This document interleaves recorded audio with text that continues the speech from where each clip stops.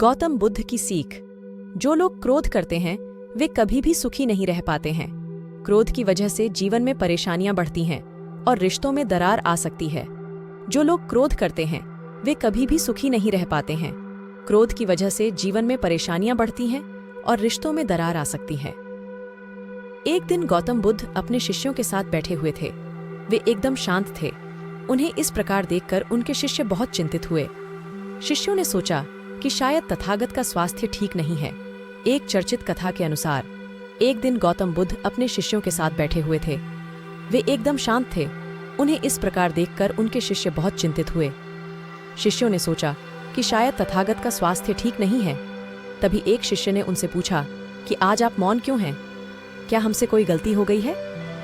एक अन्य शिष्य ने पूछा कि क्या आप अस्वस्थ हैं? शिष्यों की बात सुनकर भी बुद्ध चुपचाप ही बैठे रहे। तभी कुछ दूर खड़ा एक शिष्य जोर से चिल्लाया कि आज मुझे सभा में बैठने की अनुमति क्यों नहीं दी गई है? बुद्ध आंखें बंद करके ध्यान करने लगे। बुद्ध को ध्यान में बैठा देखकर वह शिष्य फिर से चिल्लाया कि मुझे प्रवेश की अनुमति क्यों नहीं दी है? तभी बुद्ध के सामने बैठे एक शिष्य ने बुद्ध से कहा कि कृपा कर उसे भी सभा में आने दीजिए।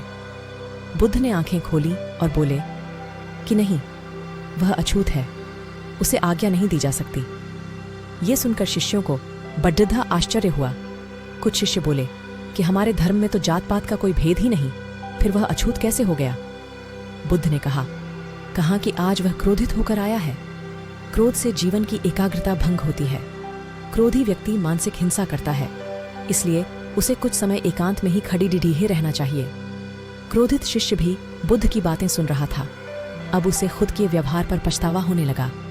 वह समझ चुका था कि अहिंसा ही हमारा धर्म है। क्रोध की वजह से रिश्तों में दरार भी आ सकती है। उसने बुद्ध के सामने संकल्प किया कि अब वह कभी क्रोध नहीं करेगा।